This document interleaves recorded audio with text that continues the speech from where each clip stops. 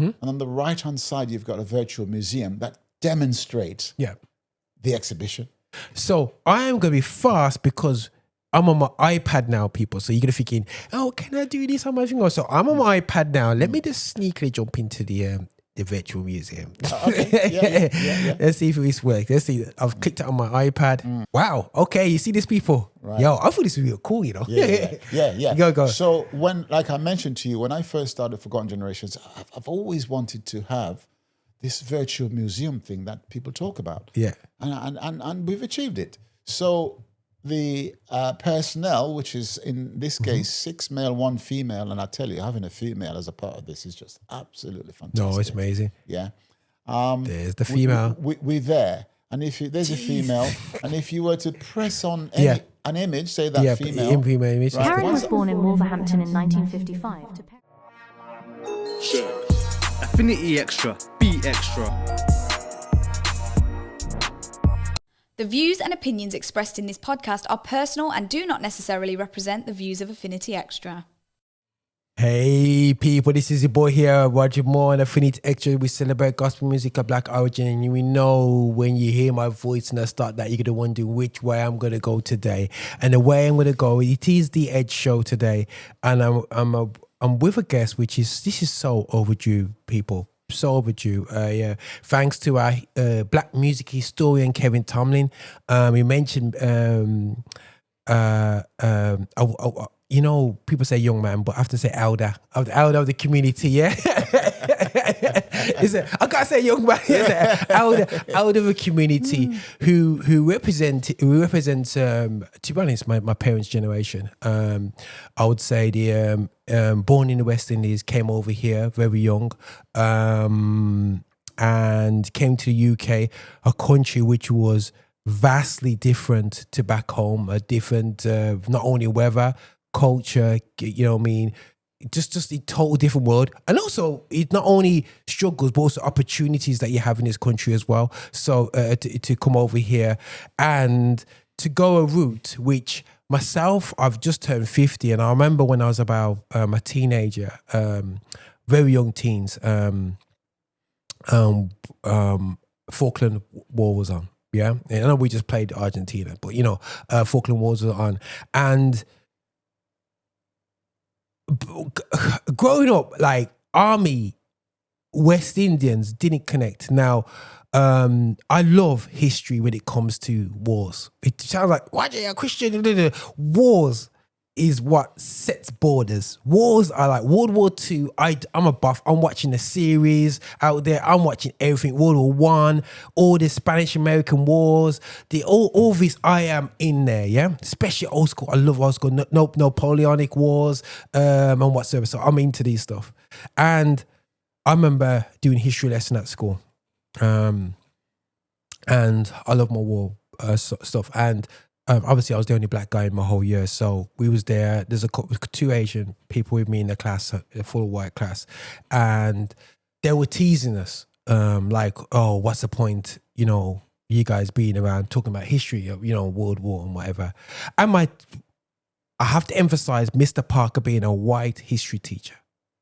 He just told them off and said, "If it wasn't for Commonwealth soldiers, we would have lost the war without our Commonwealth." And I was like, huh? Because all I've seen watching old programs, you know, like with my grandma's army programs with I don't know if it's Hope and all them army Americans. All I saw was white guys doing doing their D-days and all this business. I never realized that there was black people on the front line, black people in the wars, not only from World War II, but also in World War One. And we started to see more movies about it.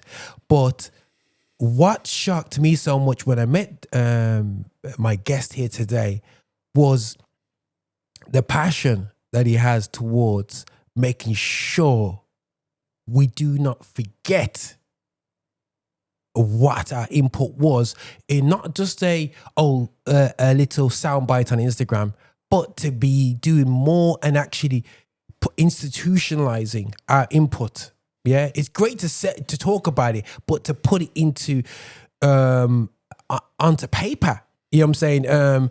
Being in these spaces, it's an inspiration to me who does a lot of stuff when it comes to music history, and it inspires me to be better and to be greater and to be even more detailed and more clinical about what I do as a documentary historian that's passionate about my community and making sure that input is there from an Afro-Caribbean standpoint.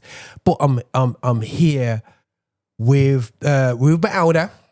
I have to say my elder, you know what I'm saying, out here, who is definitely been representing our community 100%, is here. And then in my hands right now, I am touching an absolutely amazing book. And on the front of it, I would have to say, lest we forget.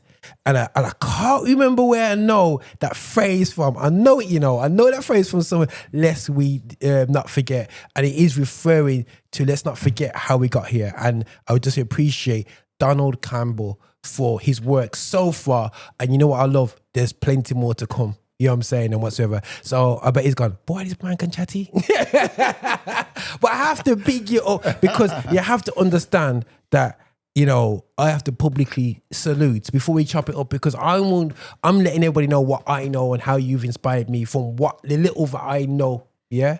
And it's important that we do in the right way when we talk about our struggles and our positivity. But I have done I know I just need to start off from the point.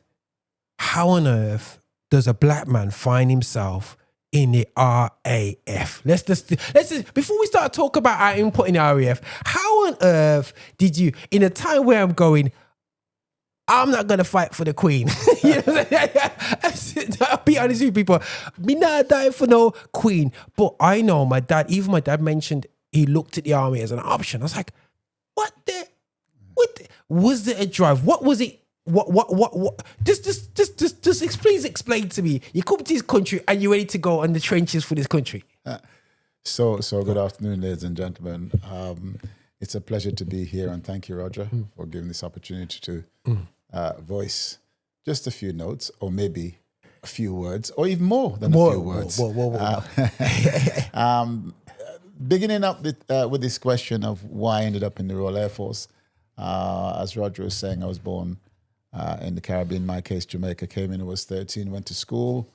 While I was at school, age 15, I said to my teacher, I would like to join the military. Now, I don't know where that came from in terms of influence, but it can only be books, because I love to read, and also watching the TV. I must have seen these military people doing their thing, but I also like the idea of traveling, because the books I read gave me a wider perspective of life in other countries. And I could see that in my mind's eye. And I thought, well, the military would do that. So I said, I'd like to join. And he said, well, which one? And I'm saying to him, what do you mean, which one? And I'm emphasizing this point because a lot of people say soldiers, and they don't know that that's the word soldiers is pertaining to the army. We have the army, which is on the ground, tanks, etc. We have the Navy on the water with the ships. And we've got the Royal Air Force, which is aircraft in the air. That's the best way I can explain it. So when you say to us soldiers, if you're an airman, you get a little bit upset. And that sort of thing. But, it's all a good camaraderie. So I said to my teacher, I want to go join. And he sent me down to the careers offices in town, in this case, Broad Street in Birmingham. And I looked at the different offices. And to be honest, the Royal Air Force was the one that attracted me most. And I was able to do the attestation, and I did enough to qualify to become an engineer. And that's what they offered me. So I ended up being an engineer on fast jets and helicopters all over the world for 36 years. Okay, right. So on that point now, so I can imagine now, you did touch about the difference between the soldiers. Now, I did work through signals for about 3-4 years, so I got used to the lingo. Now there was a little bit of a derogative thing when somebody from the Royal Navy came in, and they all had so a soldier is a soldier equivalent in the is a seaman in the Navy. Is that what you call it? So what you're saying is we have 3 armed forces. Yeah. The 3 armed forces broken down Yeah. into the senior service, which is the Royal Navy. Cool. They're senior because they're the first that was established. Okay. Out of the Navy came the Army. So Okay. they're second in seniority. And the baby is the Royal Air Force, which was formed in 1918. Of course. So when we go on parade, we have to acknowledge the seniority Of the Navy. of the armed forces. Of the armed forces. Okay, cool. Yeah. The Navy first, Yeah. the Army second, Yeah. and the Royal Air Force third. And let's be real, bro. The Navy is why they had such a good Commonwealth. Yeah, you know what I'm saying. You know what I'm saying. Yeah, without the Navy and the Marines hitting them shores, they ran the sea. You know what I'm saying. You know. So yeah, nah. So we very much, and I understand a lot of people just say they say soldier meaning the armed forces. That's what they talk about. But in reality, the recognition should be given to the Royal Air Force, the Army, the Navy, in respect of if that's what you mean. If you mean soldiers, you're talking about a person in the Army. Yep. That's in that respect. Cool. No. That's beautiful, and I think that's really good because we are quite ignorant to it.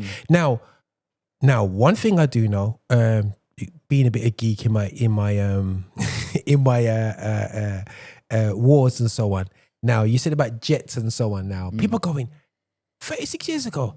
There must have been everything, some propellers and stuff like that. So yeah, now, believe it or not, guys, at the end of World War II, there were jets coming in and whatsoever. So what sort of jet planes were the first plane that you saw when you got there and you thought, right, what were the planes that were about and the helicopters? So I joined at the end of '69. Yeah. And you touched on something earlier on. And that's knowledge of our history.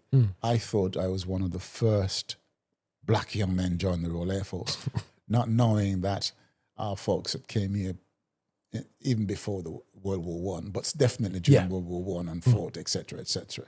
And I know all this because in the end, I ended up interviewing some of these veterans. Wow. Parents who were here. Yeah. Interview them about their parents that were here. And my uncle came over, I believe, in near the end of the World War II to join the RAF. Right. You know what I'm saying? You know what I'm saying? Yeah. Okay. So moving forward, so when I joined the Royal Air Force, there were some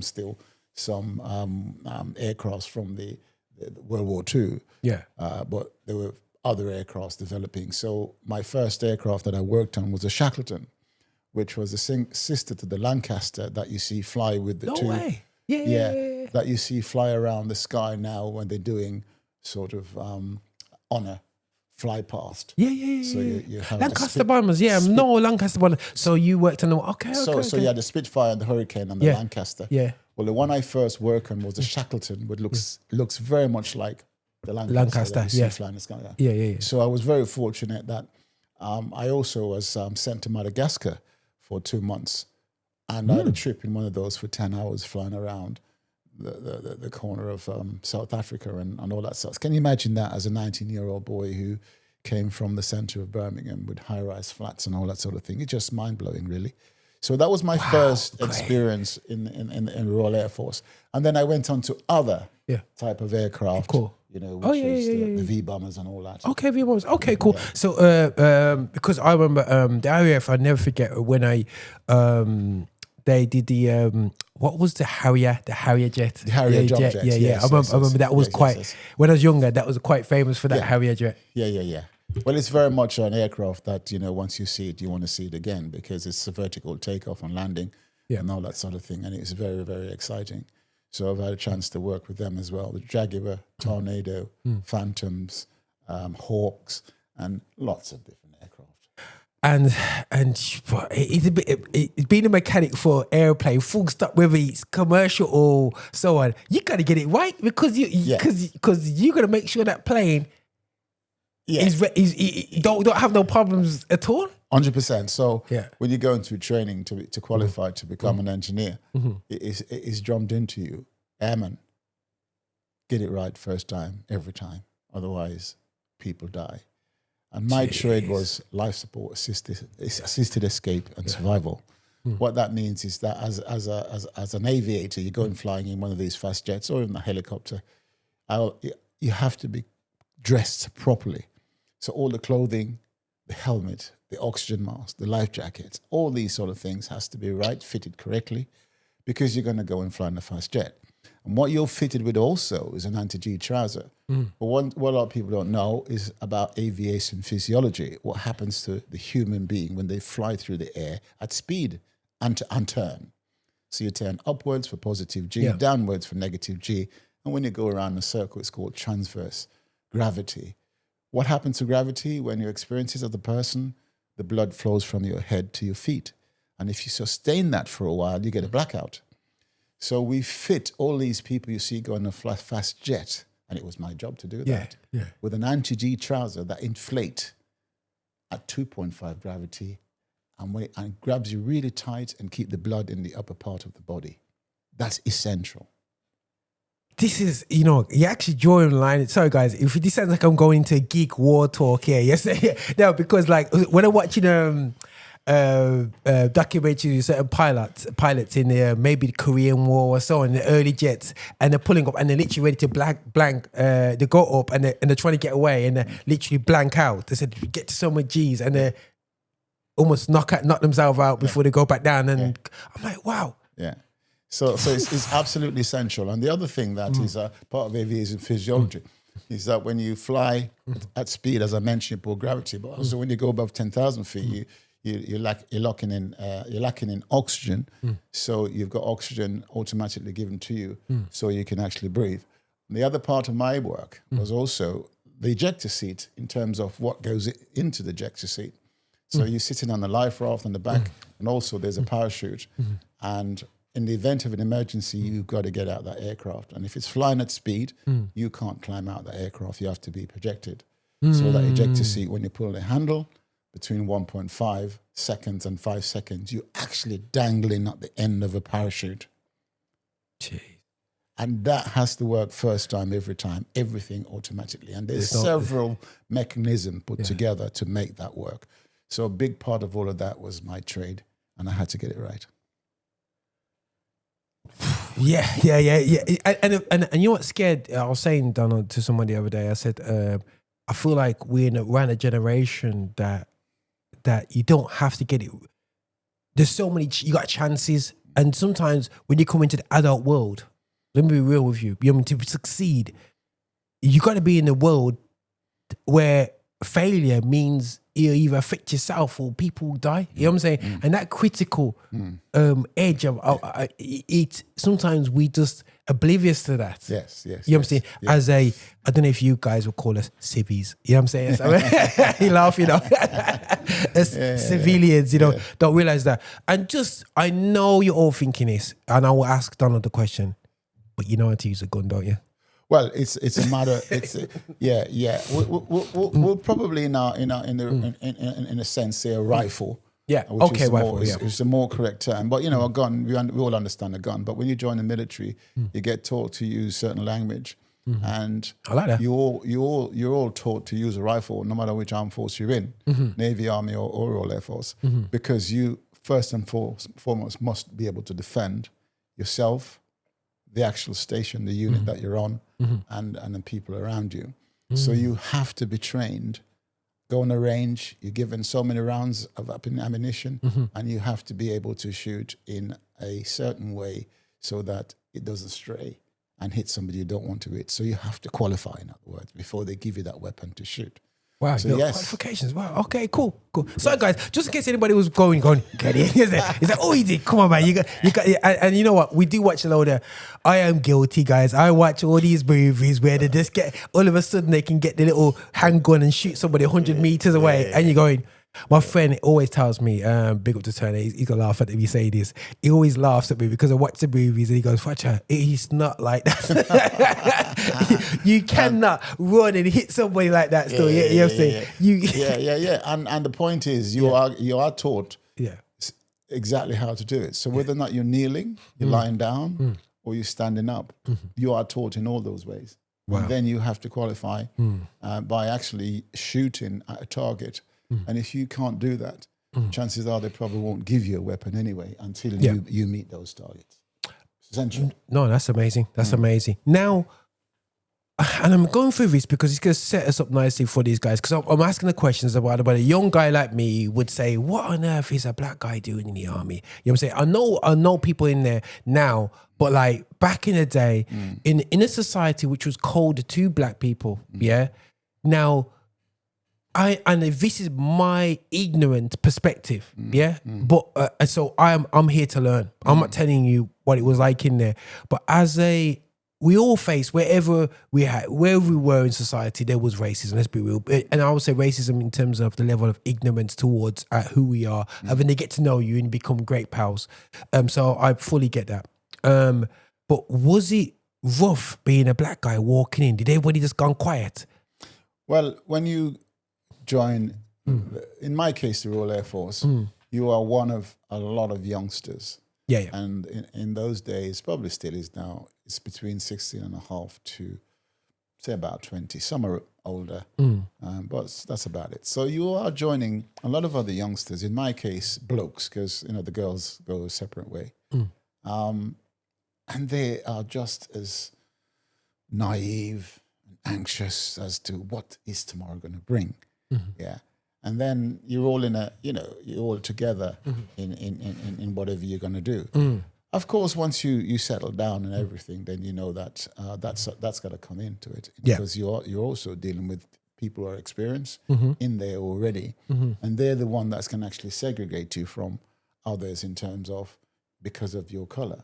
Yeah. And really and truly, as you're going through and you're doing your various training, sometimes people will just look at you and assess you in their mind's eyes to say, that's what you are, without even knowing anything about you. So in other words, they look at the color of your skin and think you're not able. And I saw that many times. And you can feel it.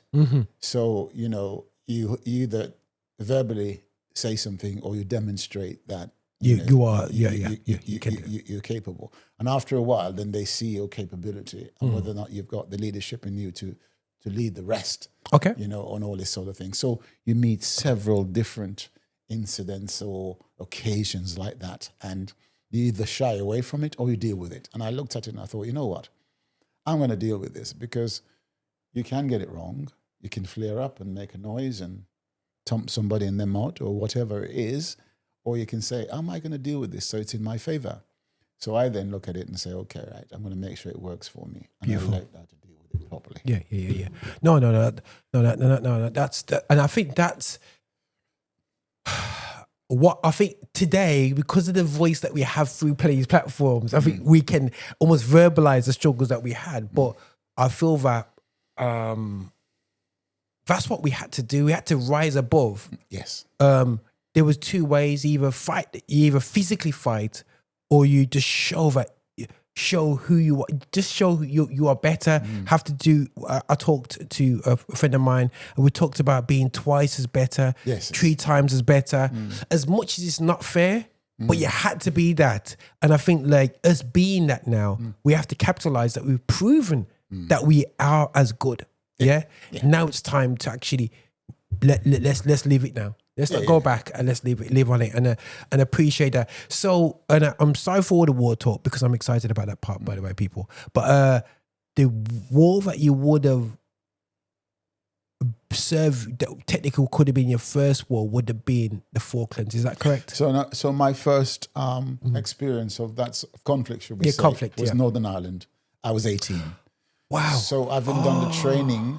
I've been done the training to become an engineer after months of schooling, etc., etc. I'm now qualified, and I'm going out in the big wide world. And you fill out what they call a dream sheet. In the dream sheet, it was 3 choices in the UK somewhere. Yeah. And of course, I wanted to go back somewhere close to Birmingham, But as I say, it's a dream sheet because you put it in and dream about it, because you're probably not going to get it, right? And most times you didn't. They just send you where they needed to fill an establishment. So I was sent to Northern Ireland, and when I first got told, I was told it was like Ballykelly, and I said, "Well, where's Ballykelly?" Ballykelly.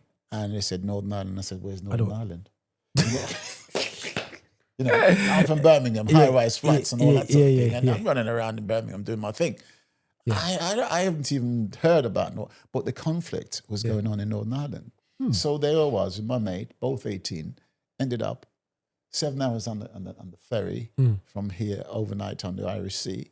Got off at Belfast the next morning, and there were soldiers on every corner of the streets lying down with rifle raised, protecting us as new recruits. Coming off the boat. And I was like, and my mate and I were looking at each other and why are these soldiers here? Because nobody had told us that the conflict was going on. Right. Yeah. So I got into we got into the middle of Belfast, and we didn't even know where we were going to go to get the train. So what year was about this around? This was 1970. Wow. Yeah. So getting into the middle of Belfast, 2 young lads, 18, and we had to go another however many miles away, which was like two to 2.5 hours train ride. So we had to walk through the middle of Belfast. And it was quite noticeable on each side you had the different colours of flags and things between Protestants and Catholics. Again, we knew nothing about that sort of world. Yeah. So we ended up on the train, and then we got to our station, and then we started learning about what this conflict was about. And it was quite brutal, in the sense that around you were bombs and guns and everything going off. And some of us as military personnel lost our lives. It's what it is. So you knew that you were in the middle of something that you had to be very, very careful, and how you dealt with that. Because obviously you was part of the RAF. I didn't realize the RAF was needed in there. I thought it's just soldiers. I thought it's just the army. Right. So in Northern Ireland at the time, you had 2 RAF bases minimum. We had, as I mentioned, RAF Ballykelly, which is about 50 miles from Londonderry, so it's in the north. Yeah. Right, and then you had RAF Aldergrove, which was in Belfast. Yeah. So those 2 places had to be manned. So you've got aircraft of different types. Okay. So you've got RAF dealing with this. But the base I was at, you had all 3 armed forces. So you Wow. had the Okay. Navy, Cool. Yeah. And they had helicopters. Yeah. And you got the army. They were they got different units, but mostly foot soldiers. Cool. And then you got the Royal Air Force, and we were there with these shuttling aircraft that we're talking about. Wow. This is because when I was younger, I remember that was dying down the Northern Ireland. But I remember talking to some of the signal guys I was working with. They all talk about Ireland and having to deal with being underground in a place where you don't know who. You don't know. They said sometimes it was nerve-wracking because you got children that will just say all sorts, do all sorts, and you like correct me if I'm wrong, you're almost like a advanced police officer. If well, basically what you're saying is that you did not know who the enemy was. Yeah, because the enemy could be the person sitting next to you who just bought you a pint in the bar, because there was no distinction. Maybe when you go to other countries and you fight another war, the uniform's different, the language is different. This was and I've seen it many times when we've gone into places and people just try to find out who you are, and if you said the wrong things, then you could find out that is your enemy. So when you were given a rifle, as in I was, my first time in guard duty, 2:00 in the morning, 2 hours, there you go, airman, 30 rounds on your rifle, and you're standing there and thinking, what does the enemy look like? What about if the enemy comes? And it was quite nerve-wracking because I was still 18.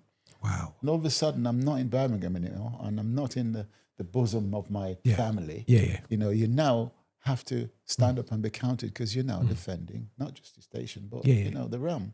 Yeah. And it was very, very sort of perfect. Scary. Yeah. But your training is, it kicks in. And I got to tell you this. My first guard duty, having qualified on the range that I can actually hit the enemy if needs to be, right? And he said, right, young man, it's your turn. And it was actually 2:00 in the morning when he dropped me off. And he said, right, this was the sergeant. I'll see you in 2 hours. And I'm standing there like miles away from the morning, it's pitch black, and I'm guarding a gate. And I heard, and I'm thinking, what's that? So your training kicks in, you go, who goes there? Yeah. Right? And I heard this thing coming through the bushes, I might challenge again. Who goes there? And of course, 3 challenges. Yeah. And on my 3rd challenge, was I just about to actually cock my weapon, right? Yeah. I saw these 2 eyes looking out the dark, and I realized it was a cow. I was never been so pleased to see a cow in my because what do you do if it's the enemy? You know what I'm saying? Yeah. You have to do that. So all these things went on, you know, and that was my first sort of experience in dealing with these sort of situations because your mind work over time and all that sort of thing. But, you know. No, I can imagine. How long was you deployed in Ireland? So I did a whole year in Northern Ireland. Okay. 1 year. Okay. And in that time, like I said, I went to Madagascar for 2 months, which was a fantastic experience. Okay. And then I came back to UK and started traveling, different parts and different aircrafts and all that sort of thing. And wow. all over the world. Okay. Did you do Falklands? So I did the Falklands for 4 months, and that was Okay. a totally different experience again. Okay. I didn't do the Falklands during the actual conflicts. Okay. But I actually was one of those who was in charge of people, and they were coming into my office, and I was saying, right, you're off. And they would say, where am I going? I'd say either the Gulf or the this or the that, you know, and you'd never see them again, you know. You don't know what happened to them because they've just gone off. It's war. Yeah. So I ended up in the Falklands some years after the actual conflict. Mm-hmm. But number one, going to the Falklands is a long, long, long, long way away from home. Mm-hmm. And to be there for 4 months away from family, etc., it's quite something. But the Falklands itself, what an experience. You know, it's very flat and open, and the wind is so strong there that very few trees grow. Yeah. So it's just open. Open, yeah. Yeah. And then you're there and you realize what has taken place during the conflicts because we regularly traveled through the actual the areas of conflict, shall we say, battle sites, and you could see places where they're minefields, so it's sort of fenced off. Yeah. And then you go to places where you're allowed to go, and as you go through the actual battle sites, you know, and the Goat Ridge, Tumble Down, all these different areas, you'll see the remnants of war, and that in itself is unbelievable. Wow. And I went into the Argentinian section, and they were like boots and plimsolls. Plimsolls. No wonder some of these young Argentinians run away because it is freezing in the even in the summer now. In the Falklands, it's cold, right? So I'm wearing plimsolls. You can imagine that they you know, it was anyway. I'm going through this, and I found bullets lying around. So I actually took some of these bullets, and I found other things like the type of aluminium water bottle and all these sort of things, you know, which I took and I kept. And now that I showed them of my days away in the Falklands, and you know, they call artifacts of your journey, and that's so important to keep that, you know. Wow. But 4 months in the Falklands was a really Eye-opener. powerful experience. Okay. Yeah. Okay. I got to say that the positive side of that is that there's so much wildlife there, penguins and sea lions. Yeah. At one time, I thought it was David Attenborough. Yeah. You know. Yeah. So there's a lot of good positives as well. Okay, cool. No, that's great. And then, did you ever deal with the Gulf Wars, or would you? When was he leaving? So I was definitely there. The Baltic. So I was definitely there during the Gulf and the Iraq War. And I didn't actually go myself because I was in charge of a lot of guys. So my rank was managing. Okay. So I regularly called people in, and they would say, where am I going? And I said, well, you're off to the Gulf. And they would say, when? And I would say, today. And they pack the bags and they're gone. And you don't see them again. So I dealt with that from that basis. And we went east, west, north, south. Whether they went directly to the Gulf or they went to the Falklands, or they went to Cyprus or they went to somewhere else, you know, because a different stage post that supports what's going on the front line. So that was my experience of the Gulf War or the Iraq War. As you got to a high level in the what's a high level? What management level in the army and so on? And as a black man, did you find that young black soldiers may come to you, or was that something that you guys do not cross, but everybody's equal here? This is how we do. How was it? Was it like, listen, guys, you know, when you have like your little Afro-Caribbean society going on or whatever, was that like there? Forgive my ignorance for this, but you know, I see it from the outside going, did the elders in the army that were black were like this, listen, son? So let me tell you what you're asking me. Go on. So as I went up the rank, the moment you come to what they call an NCO, which is a non-commissioned officer, you're in charge. Yeah. So people below you under your particular guidance are answerable to you. So you'll find that when you're in the military, you are in the military and you obey orders. Otherwise, it could be serious. Okay. All right. Okay. Yeah. So you'll find that people told the line, even though maybe they don't want to. But what I found was, as I went up the ranks, you would have the rank on your shoulder, and it happened at least 3 times to me, where you got other people come into the section, and in their mind, I couldn't be in charge. So I had it more than once where this particular person walked past me and went to the nearest white face and said, "Where is your boss?" And that young face said to him, "You've just walked past him." And he looked at me and it was like, "You can't be the boss, you're black." So I've experienced that more than once. Okay. So that's what you're talking about. Yeah. Okay. Where the junior ranks, people below you may not like a certain situation. That in itself, take care of it, because you will take them to task because you're in charge. In the military, you are in charge. Right. So people below you do not mess. You exercise that rank. Yeah. But people alongside you and above you, they can actually come and exercise exactly how they're feeling, how they see it. And a lot of times you can tell they cannot believe that you're in charge. And that has happened to me at least 3 times. Okay. But you stand your ground. Stand your ground, and you know what, and you're there because of your skill set, your experiences, and you're there on merit. Yeah. And a lot of people, I find it's ignorance. So in life, we've all got different lenses. What do I mean by that? Your lens is your education, basically. So if you don't know anything about me as a black person, you will have been influenced somewhere, either reading a book, and in most cases, people watch the TV, they read the newspaper, and oftentimes it's negativity that they learn about a black person. So the moment you see a black person, you're looking through that lens of education that you've had, which say, "Oh, that person sees guns, knives, mental institution." I agree. So the person who's been educated and know different will treat you different. Yeah. Right? So a lot of people, when they treat you like that, you look at them and think, well, I can see that you know nothing about me, and that's why you're judging me by what you know. Wow. Well, Simple as yeah. that. I you know, and for me, and people would disagree, and people know I'm quite open about the struggles being black in the UK and whatsoever. But the key thing I always say, it's education. It's education is the key thing. Yeah. I saw it when you were taught. I remember at primary school. And primary school, sorry guys, I am 50. So you going back, we did talk about, you have the hymns and you go through the different wars and different so on and that.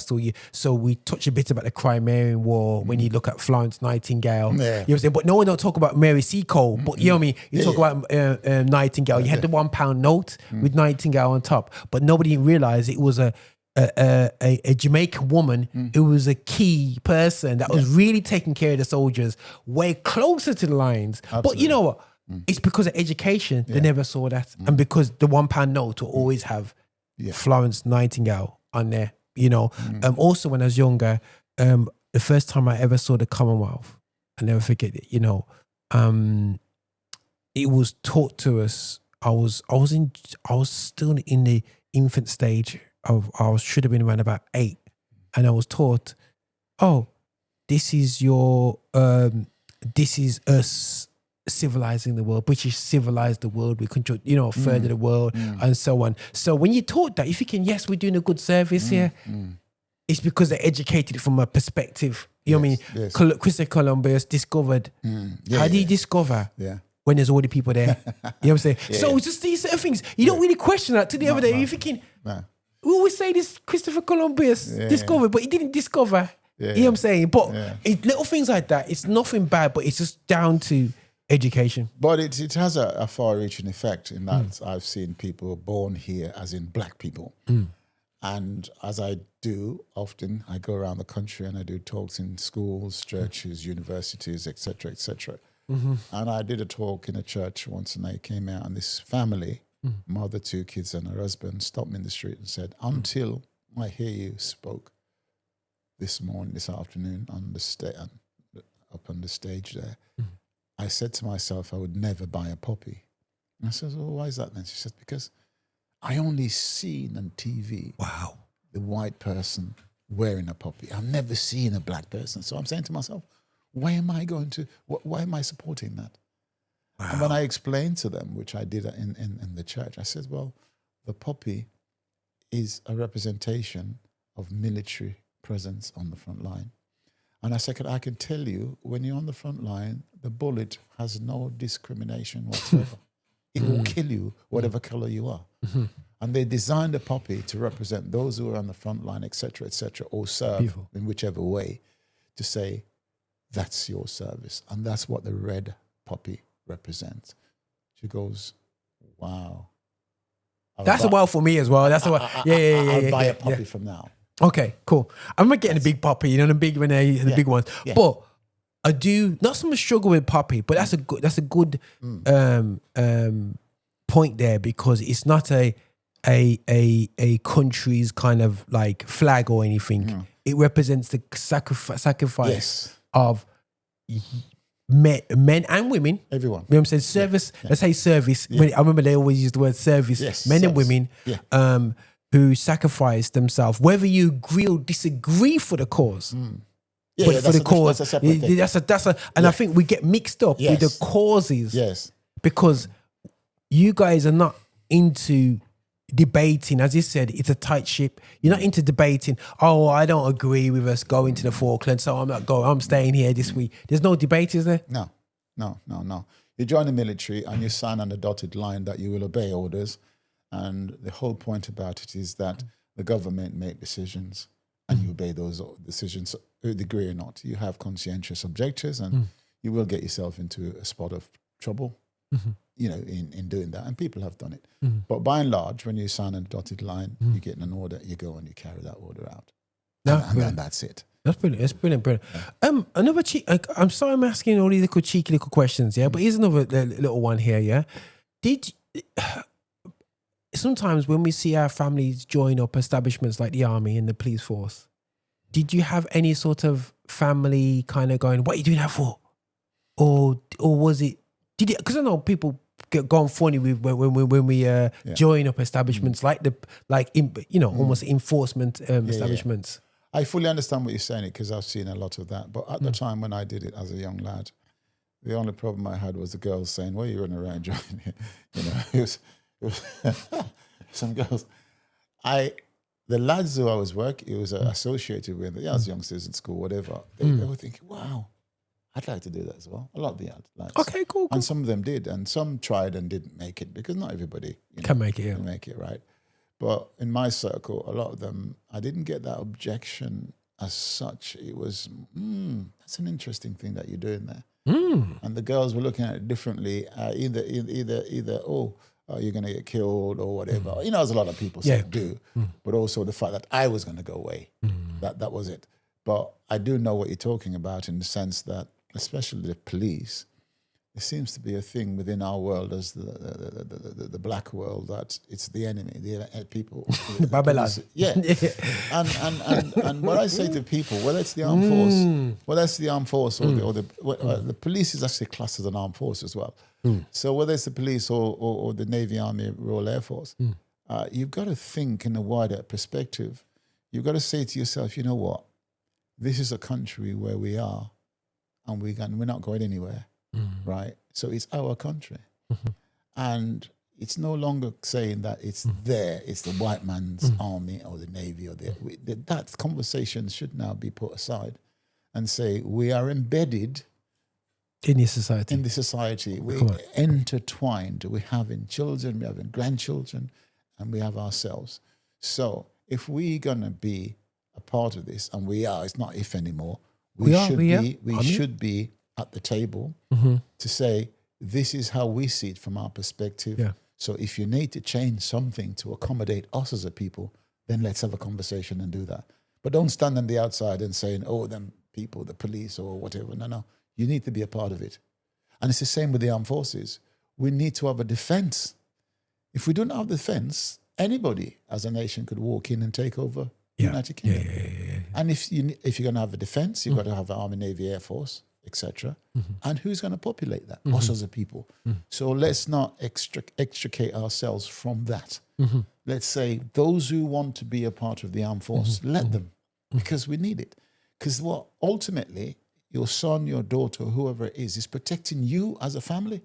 And then the country. Right? Yeah, true. So your boy, your girl is protecting you as mom and dad, whatever. Right? You'll have to look at the bigger picture. That's how it goes. So you might not agree with wars and whatever, but if you do not have a defense, you're in trouble.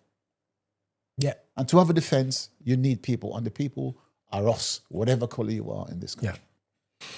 Good. Sorry, guys, we're not having a go at the defense budget here. No, we're not. We're not. Yeah. Please, Andy Burnham, whoever's in charge of the country at the time, you know what I'm saying? Because he's like passing that. We're not getting involved in that now. You know what I'm saying? But we still need a few pennies chucked in there. But and it's big business as well. So, you know what I mean, in terms of, technology in that area. And I think it's such a political arena that people almost forget the rude fundamentals of why you need an armed force. Yes. And from now you grew up in church. Correct me if I'm wrong. Yes, you know what I'm saying? You were in church. Yeah. Now, I remember how do you get involved in the whole thou shalt not kill? How do you get around that? I know it's saying so important. How do you get around that part? Well, the thing is, I am looking at as offense rather than killing. I didn't go out there and think I'm going to join the armed forces to kill. I look at it as a defending myself. Yeah, that's one. But as a youngster, I was thrilled, or I want to be thrilled with the thrill of traveling the world and experiencing life. And the armed forces was giving me that. You could, you could look at it, so I was being naive, but I was looking at the killing or anything was secondary. Yeah. The armed forces, when you join, and I can tell you this, there's a big percentage of us don't see war, right? Never seen war, heard of it and been involved remotely or something like that, but it's just a percentage that happened to. So you join for a career, and a career involves traveling, it involves a particular way of working in your life, discipline, and all this sort of thing. And I had it in abundance, because it was far more than I expected it to be. Traveling, working on fast jets and helicopters and operational units. Today you're here, and even today you could be in another country, because that's what it was. Wow. And it happened to me quite a few times where I just had to get up and go with the aircraft where they were going and defend. Now, that side of it is that side of it. But the big life, the bigger picture is that you're having this fantastic career that sets you up for life. And that's was in my uppermost mind, whether I was in the church or not. And a little confession, guys. Working with the signals, big up to the signals that I worked with when I was working in telecommunication, and they were coming out there. Like, some of them retired.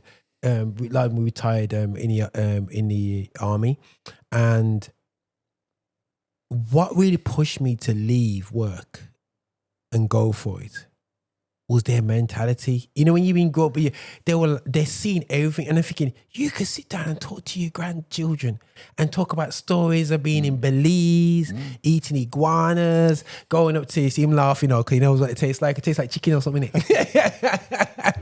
It's like they can't laugh. Going to Norway, going into that freezing water, and going up there, and being near conflict zones, being part of peace, being part of UN, going around the world. And what do you have to say? Boy, city centre is nice, You know what I mean? And I felt like I didn't want to, as much as I weren't going out there, but it was such a risk of adverse life. Yes. Where I felt like, I don't know if I was a risk junkie or whatever. I'm safe as anything, but it's almost a case of, I don't want to die, so I will sit down and do the same thing every day to be safe and get to the end saying. Okay. And they just gave me the conviction, you know what I mean, to say, you know what, I'm young enough I'm gonna go and try. You know what I'm saying? And go out there. And I have no regrets. It's, as much as it's tough to this very day. You know what I'm saying? Being entrepreneurial out there, but it was being around them Signals guys that I was around with for about 3 years at T-Mobile at the time, EE took change to, that really gave me the corners to be able to open my eyes and tell my story. Yeah. Well, I gotta say a couple of things to what you mentioned there. Number one, you know, the armed forces are so different, right? They call the Royal Air Force guys Brill Queen boys back in the day, and it's softies. Yeah. Right? So the mentality goes with the territory. When you're in the army, and there are variations of being in the army, as you know, being an engineer, being whatever, right? So your experience is even different within the army itself. Yeah. Then you come outside the army and you go to the Navy. That is different. Even the language we speak is different. And you come to the Royal Air Force and they think, oh, those soft boys and whatever. So when you talk about going right and killing iguana and all that sort of thing, you find a lot of the Air Force guys are in a hotel. That's what I'm saying. All right. So I've been to Belize. I was in a hotel. I've been to Norway. And I've been to Norway several times. And I've been to all these places. But it's the nature of the beast. Yeah. We have got multi-million-pound aircraft flying around the skies and everything. We are there as engineers, whatever. We go there. And it is different to the army going there on the ground and doing their thing. You know, whereas they're going and they will pitch a tent and dig a trench and all this sort of thing. We're looking at what room number we're going to be in the hotel. And I don't mean that in a disparaging way. It's the nature of the beast, right? Yes, and correct. it also depends on which squadron you're working with. Because I've been working on certain squadrons who are the creme de la creme of the Royal Air Force. So the treatment is just, you know, what hotel do you want to stay in, boys? Because you're going there to do a job that is critical to to that particular country.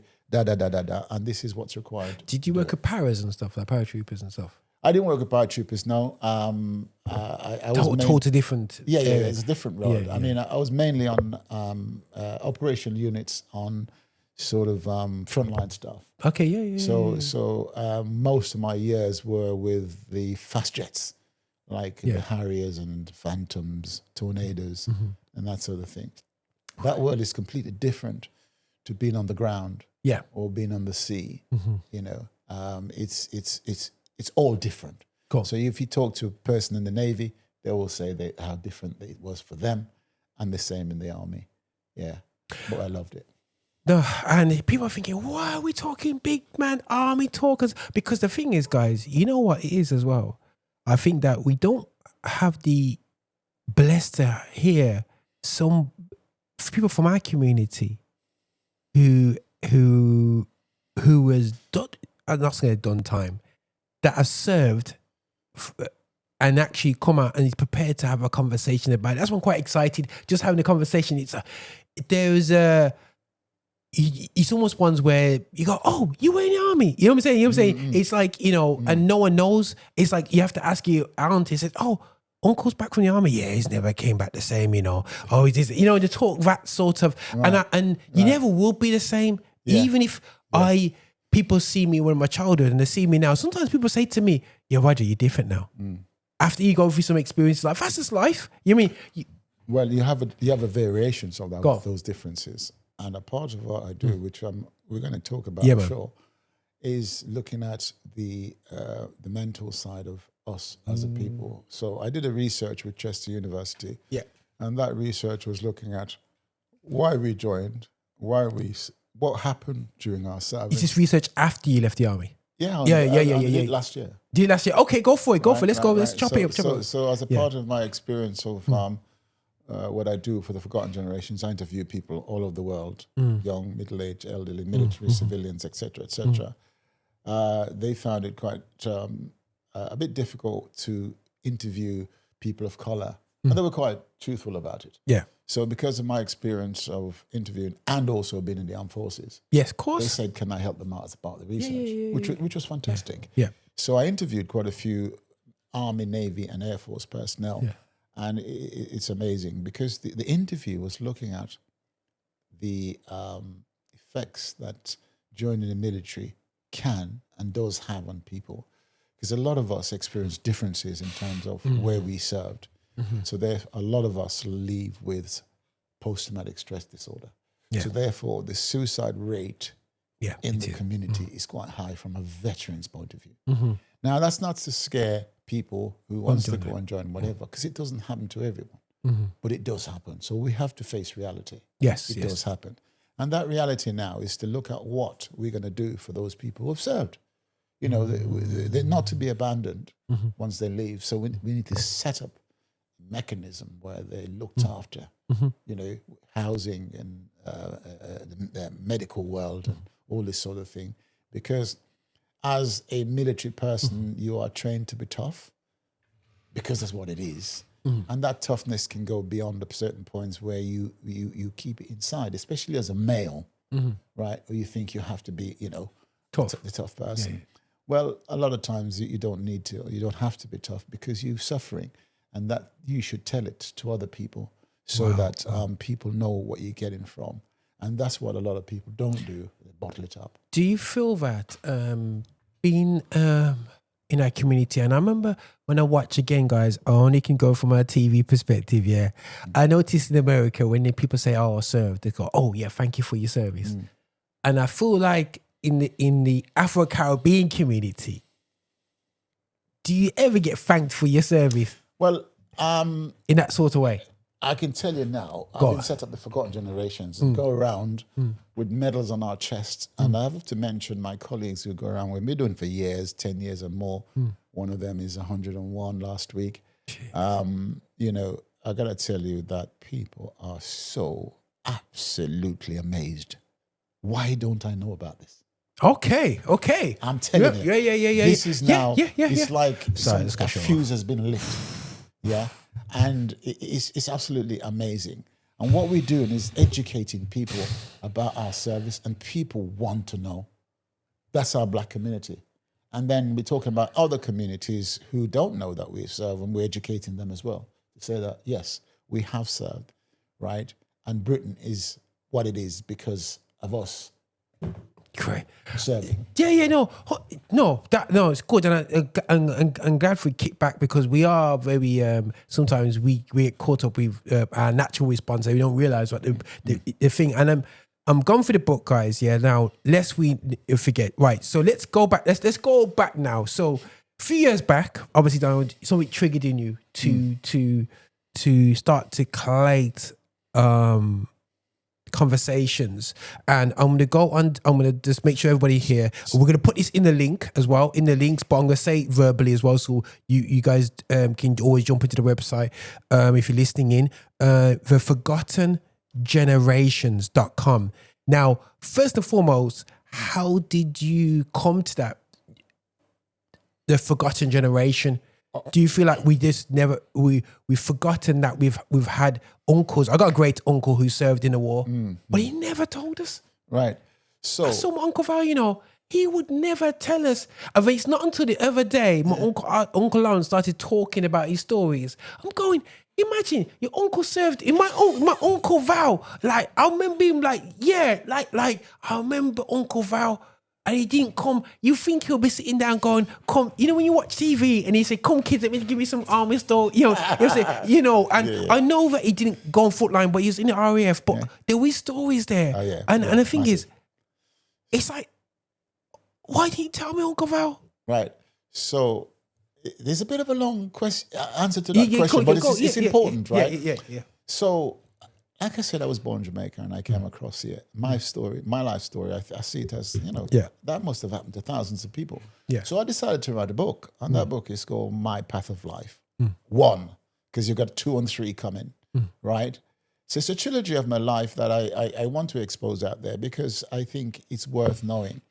So anyway, I wrote My Path of Life 1, and I'm thinking, wow, this must have happened to a lot of people. So I thought, why didn't I? And having served 36 years in the Royal Air Force, I know about the military side quite a bit. So I'm thinking, World War One, World War Two, and all these elderly people came here, Windrush, etc., etc., etc. Why don't I set up an organization and look at our forgotten history? I came up with the name, The Forgotten Generations. Come on now. Yeah, Right? yeah. And then once I set it up, I thought, this is starting to gain traction straight away. And that was 5 years ago, May 21st gone. And what's happened since then has been amazing. After like 2 years, I got called to number 10 Downing Street and presented with a Points of Lights Award from the Prime Minister. Wow. To say, well done in that, what you're doing there in the community with this, that, right? Since then, we travel UK-wide in our uniform with medals, and we talk about our experiences. As a part of setting up the Forgotten Generations, what I wanted to do were a few things. One, it was during COVID, and I wanted a physical museum for military black service personnel, right? I still do, but it was during COVID, and I thought, well, physically, it's not going to happen. And I also wanted a virtual museum, right? So fortunately, going down the road a bit, I thought, you know what? After setting up and interviewing several people that you can see on my website, both military and civilians, and from 86 right up to 106 was the oldest one, right? And that was a woman, the oldest veteran in World War II, right? She died at 108. Anyway, I started looking at getting an exhibition done. So I approached the Heritage Lottery, and I wanted to do the Army, the Navy, the Air Force together as an exhibition. They thought it was a great idea, which they said, but if they said it was too big as a start point, narrow it down and do a template. And that's what I did. I narrowed it down. And because I'm more experienced in the RAF than any other armed force, I thought, let's go for the RAF. And I narrowed it further down to RAF, Black, African and Caribbean from the West Midlands. Okay. So the exhibition, so I went back to the Heritage Lottery and said, yes, right, Mr. Campbell, we like that. And they gave me the money to do an exhibition, which, cut a long story short, it was not easy because it's a hard work to get a proper job done. So I managed to get a very good team together, and we did the research and all the other bits and pieces, interviews. RF Cosford Museum was very fortunate. They gave us the whole of RF Cosford with all the different types of helicopters and fast jets and whatever, depending on which one you worked with while you were serving, right? So having selected or had people who volunteered to actually do the actual exhibition as an individual, it involved photography, it involved being filmed, and also the different things, bringing artifacts that you've gathered around the world, etc., etc. We had the exhibition in the Central Library in Birmingham, very successful. We had schools, we had churches, we had universities, we had all sorts of people coming in from even around the world and seeing it and couldn't believe what they're seeing. Wow. And I've got it in writing. I've got it verbally where people saying, wow, why didn't we know about this before? Right? And it's ongoing now. So having finished in the exhibition, and the exhibition started touring UK. So it was in Manchester, it was in RF Cosford. There's a small element of it in Wednesbury, but that's a small version. The bigger version is now down in the Black Cultural Archive in London, and it's going to be there until the end of September. Now that's going down a storm because we were invited down there as veterans in our uniform. We had a Q&A, and then we did a tour around the actual exhibition itself. And, people are amazed as to what they see. As a part of the exhibition, we designed a book. And that nice book, lest we forget. And that reflects the actual exhibition itself. Yeah. And it's quite very involved because as a part of the exhibition, we try to engage different educational establishment. So one of the establishment that we went to is Sandbourne College because they had some students there who do social media. So they came down and they gave us the students for a whole week in the library. So once I educated them and they'd learn about Windrush, because it's amazing how so many of these, even black kids don't know about that story, Windrush or the military. After a week, they became so enthused, and it's fantastic. And then they had schools, and I had Birmingham City University, and other establishments who came along. So that book reflects most of the people who took part. And that book was designed by the person who helped to design the actual exhibition itself, which is Janet Douglas, and it's fantastic. I've got to mention her. And all the other research, Andrew Wren and Paula Kitchen, all these people, really very good team members. And I got to say, that book is fantastic. And, well, it's not just me that's saying that, other people have seen it now. So it's now been nominated for an award. And hopefully, we've gone past the nomination stage. It's now, we're finalists, and we hopefully that's going to be something that will kick us even further into the future.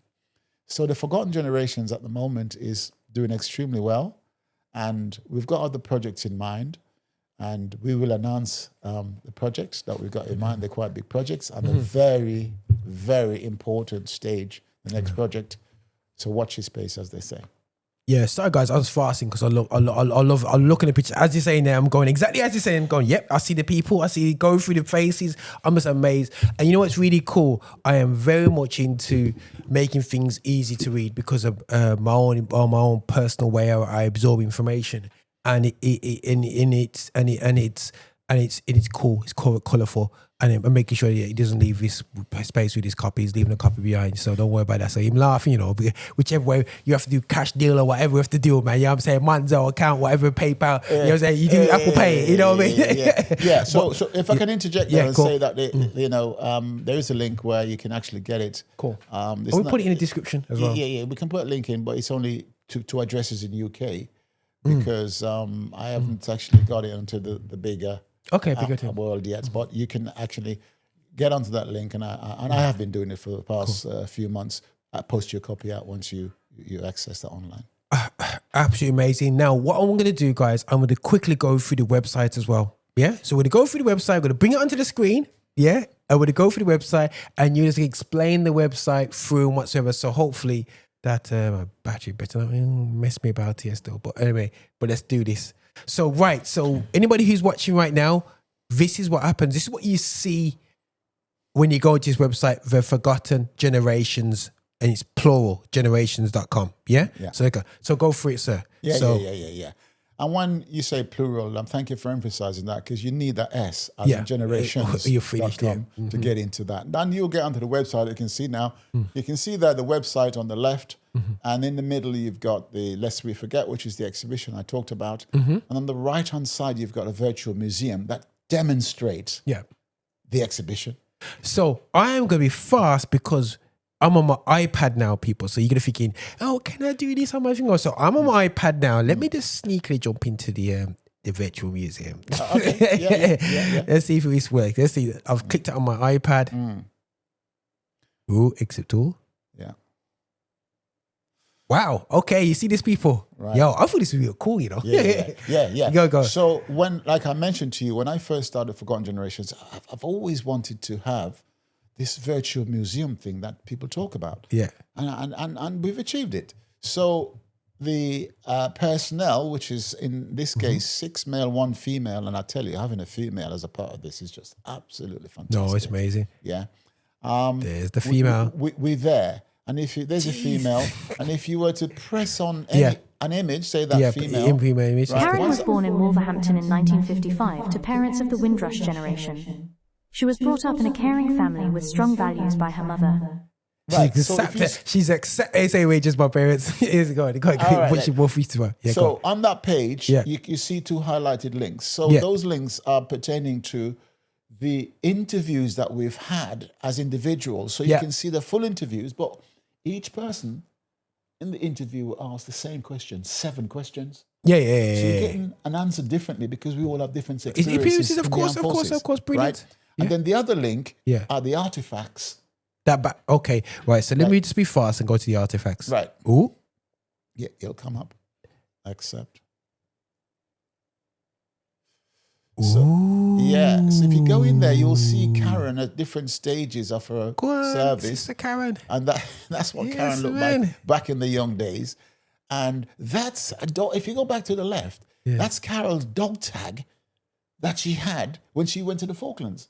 So you know, when you're in the military, that's another thing. A way of identifying you, just in case you get injured on the front line, you have something identifying you. But then, why I asked Karen to put her dog tag in is because on her dog tag it says allergic to penicillin. Oh, So that's extremely important because yeah. penicillin is one of the things that most people tend to treat you with. Right, yeah, of course, man. But if you're allergic to it, yeah. Well, we got to zoom in too much there. You have to, Oh, just double click to get back out. Yeah. Okay, dog. Yeah. So as you go around, you've got different things that, and Carol also served 4 years in Chequers with Maggie Thatcher. She lived in Chequers. Yes, because she was a caterer, a chef, and armed forces, Navy, Army, Air Force, was selected to go and serve the Prime Minister in that. And that's Karen. And once she left, she became a teacher. And that's Karen when she was young. Right? So the Virtual Museum gives us that space to actually go in and demonstrate things that we've collected. So you know what's crazy? She said, "Imagine my mom. I can't imagine my parents in the army. I can't imagine, bro. I can't." And it wouldn't. And I won't go into Karen's story at the moment. But when you listen to Karen's story, she tells you why she did it. Yeah. Has been in school. Yeah. And young girl in school. Yeah. And boy or girl came up to her and says, My mum and dad, as in the white. My mum and dad fought in the army, not for people like you and the. Oh wow! And one of her relatives had served. Yeah. And she goes, "What do you mean? Come on now. You know yourself. You know your businessman. Yeah. And from that, she kept it, and she said, "You know what? I'm going to join and prove." Brilliant. And if you listen to her story online, you'll get that. Yeah. Brilliant. No, that's fantastic. Right. So let me just go to visit website so you guys got an idea of the website. Yeah. Here's the website out here. Yeah. So if you go back down a little bit, the website is broken down into continent because we're all from different globes in terms of our heritage. Obviously, people say we're originally from Africa, but we've got Caribbean. So you talk about the North America for most of the Caribbean islands, and you'll see it's quite obvious that Jamaica is one of the bigger ones. So the actual the color of Jamaica flag is there. So if you were to click below. Just Jamaica. Click on Jamaica. Yeah, maybe just below. Yeah, got it. You will get Jamaica comes up. Okay, so each country will come up. So there's a lot of work going into the research. No. So I've researched a lot of these things to put them on there so people can learn about Jamaica. Wow, I'm looking at here. Yeah, there's a lot on there. Yeah. Because you've got Jamaica, and you've got Britain, Jamaica. Yeah. There's a difference, obviously, and the influences that we've had. So each continent, then each country. Yeah. And there are 29 countries that makes up the Forgotten Generation. Tessa Sanderson, Daniel the stories, all the Denise Lewis, Jessica, and you're talking about their heritage, film, TV. There's so you know much. What I'm saying? Yeah. Right. Oh, brilliant. Yes. So what's been good, and this is.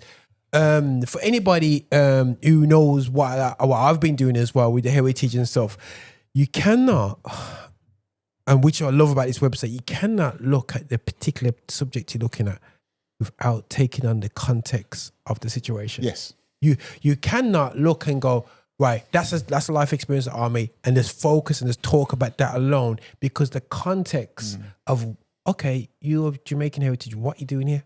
You know what I'm saying? How did you get here? Why are you here? And the foods, what you saw on TV at the time. What was the impressions? What was obviously it was black and white TV. I caught a bit of the army programs that the people were watching and black and white TV. There was a lot of World War II, World War I. When I went to Europe, though, I must admit, when I went to Paris, my goodness sake, they love a World War II drama. You know what I'm saying? And whatsoever. But just looking at British soldiers trying to escape prison camps and different things, I watched it as a youth growing up and whatsoever. And that was maybe encourage people to join the army. I don't know if it is encouraging so on. But coming now, do you go around encouraging people to join the RAF? Are you part of? I extricate myself from saying the RAF. I do military. Military, sorry, bro. Right? Yeah. I don't just talk about the RAF. I can narrow it down to the RAF. Yeah. But when I go out and I talk about the military. Okay, brilliant. Okay, cool. I'm not influencing you. I'm educating you. Yeah. So you make your choice. Yeah. Right. So I talk about the army and say what the army does. I talk about the navy and say what the navy does, and talk about the Royal Air Force. If you then feel that you want to join, I will say which one do you want to join. But I will take it further and say, what is it you want to do when you join the military?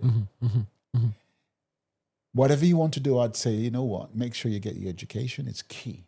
Yeah. Because you like it to be more successful, right? Once you have qualifications. Secondly, you need to research what you want to do before you go and say that's what I want to do. Okay. Look at what it is. And look at what it is in the armed force that you want to join.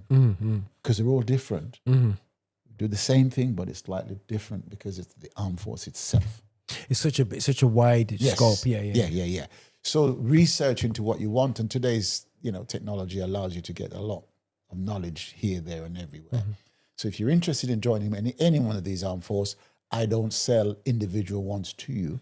I just say it's a good thing if that's what you want. Yeah. No, I understand. And there are a lot of youngsters who want that, right? And I look at people who discourage them from saying, oh, you shouldn't do that, you should. But I look at the bigger picture, as we talked about before. If that's what that person wants, that person is doing you as a mom and dad or wherever a service, because you do need that defense. And if we don't join, we won't have a defense. That's the bigger picture. Yeah. No, it is a bigger picture, and I think that in the circle around myself, I only could talk for my circle because I haven't been. This is the closest. No, until like. Obviously, I got cousins. Actually, I keep talking like I got no relatives. I've got relatives at home. You thinking they're gonna start warning at me now that join the RAF, and it's like, it's something where we don't. I'm not saying encourage. It's one of the ones where we don't talk about his job. Yeah. You know what I'm saying? We don't. He's stressed because he's gone out there and he's stressed us out because he could die any day, but not knowing that if you do your job hot hole. It is. It's the mindset that we've got, and sometimes we need to walk away from that mindset and look at the bigger picture, right? Because the bigger picture is that we want peace. If you want peace, you have to have the mechanism to discourage war. If you do not have that mechanism, it's like simple. If you're in a playground and that boy or a girl think they can take advantage of you because you're not strong, they will. Wow, I never heard it explained like that, Simple. My sister going, behave yourself. Yeah. Everyone goes, oh yeah. Man has nothing. Yeah. Not beat you up, bro. Exactly. Yeah. So if you bring it down to that level, you can understand. So when you take it on the wider perspective and look at the other countries, not going to mention any particular country, but they think, Britain's weak. I'll just go in there and take them over. And we've seen that. We've seen that over all the different countries that's at war at the moment. People think they just walk in and take it. Look at the Bible. Bible has bare wars. And you know what I'm saying? Yeah. You know what I mean? The fundamentals of war go right. I remember watching a military channel and it broke down biblical wars. Yeah. You know what I'm saying? Yeah. And the tactics that they use in biblical wars, you're like, wow, whoa. Yeah. You know what I'm saying? And the Bible tells you. Yeah. There will always be wars and rumors of wars. There will always be. Right? Not if we're a but. But what is up to you as an individual, as a country, is to make sure that you protect yourself and your people by having the mechanism to do so. And if you don't, you're leaving yourself exposed. No, 100%. It's as simple as that. We just want to really hone in onto the mental health side. Yeah, that you really, and it's something not just from a color perspective, just in a general perspective. Mental health 10 years ago was not really on anybody's radar. Yeah, you know what I'm saying? Just in general public use. If I said to you, I've said this to my loved one. Said, "Oh, you got mental health?" They go, "No, I ain't got no mental health." Not realizing that physical health and mental health. They'll say, "Yeah, physical health is my physical," but don't realize you have a mental health, and so on. Everybody has mental health. It's just how you operate in it. You can have a flu and it can become pneumonia if you don't deal with it at first. You know what I'm saying? So the understanding of mental health has grown over the past tenfold, 20-fold now. Yeah. Do you find that the armed services have been left behind a bit because of the way that people are very structured and very internalized in their feelings. Yeah, you don't express feelings. You just answering orders. You know what I'm saying? Just take it. Do you think that culture of whatever you think is not irrelevant, do the instruction, do you think that holds back? Yeah. So I want to say yes, because and then I'll explain what I mean. Okay. Basically, and that's why I said that we did the research, because they're finding out that, and this was Forces in Mind Trust that gave the money to Chester University to do this research, and that research is on my website. Brilliant. Probably not on the news site at the moment, but it will be. Okay, brilliant. So you can look at it. And basically, it's looking at individuals as individuals, but they're looking at it from the perspective of a trained individual in the armed force. So as male, we have a problem anyway, even whether or not you go into the armed forces, talking about ourselves in terms of whether it's just normal being sick or the mental side of it. And it more or less multiply when you become an armed forces personnel, because you think you're tough and strong, and that's the way they teach you. So you try to bottle things up, and I've got to say, as a black person, a black male, it's even worse, right?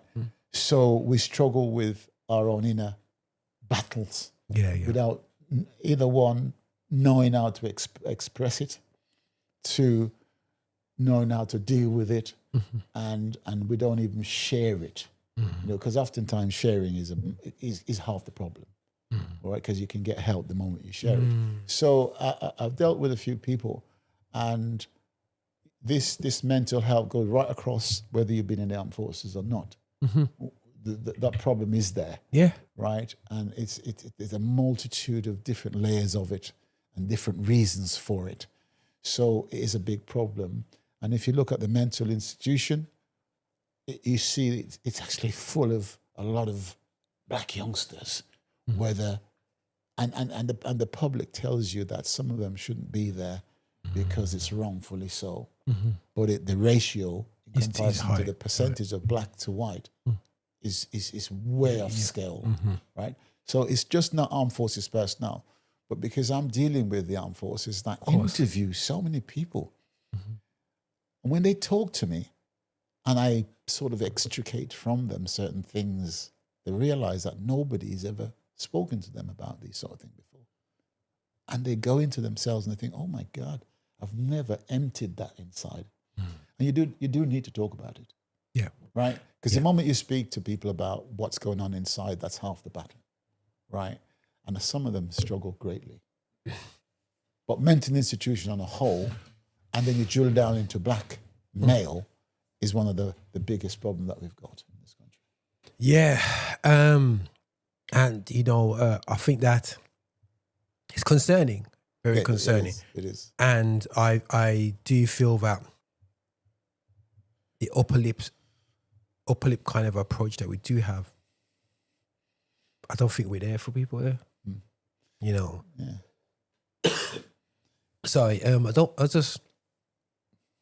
I feel like that we have to struggle through. And it's like you get belittled for saying that you are struggling. Yes. Well, the thing is, people are afraid to express themselves sometimes because they don't want to be belittled. And I think it's up to us, those of us who can see beyond a certain point and do, because seeing is one thing, doing something is different.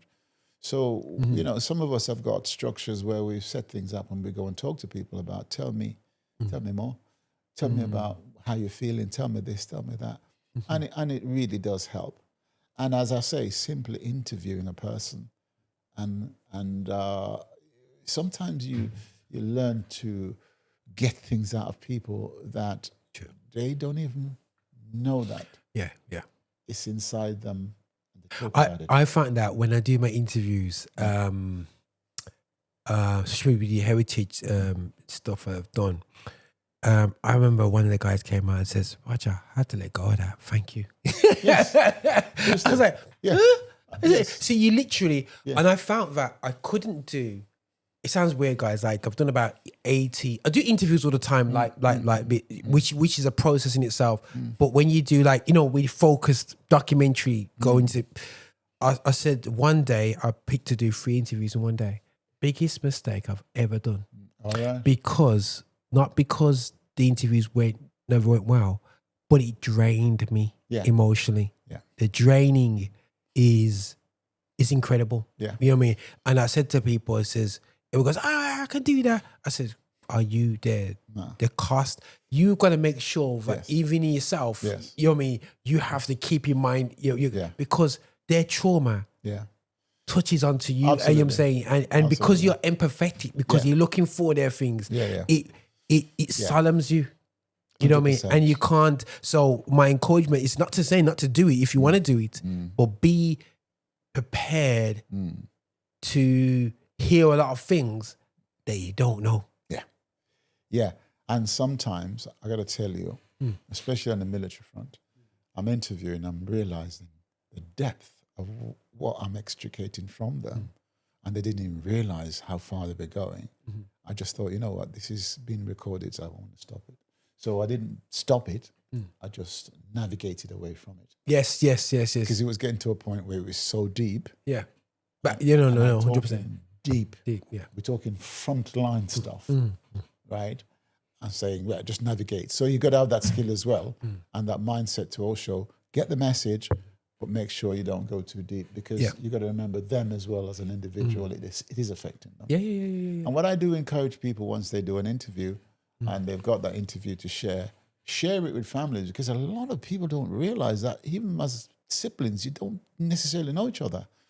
You grow up and you think you know each other, but we go in different paths. Yes, they do. Right? We do. And you share certain things and they go, I didn't know that.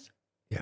The amount of times I've had that. Yeah. Like 3, 4, 5 children in the same family and they all go their different ways and they all thought mommy loved them more than daddy or the other way around or they loved that child more than that. When they express themselves, they realize, wow, it's quite different to the reality. So there's a lot in all of this. There's a lot of assumptions, and I think that we got a good habit set by our grandparents and parents of not telling us the real journey. It's not until afterwards you hear eulogies and go, oh my goodness.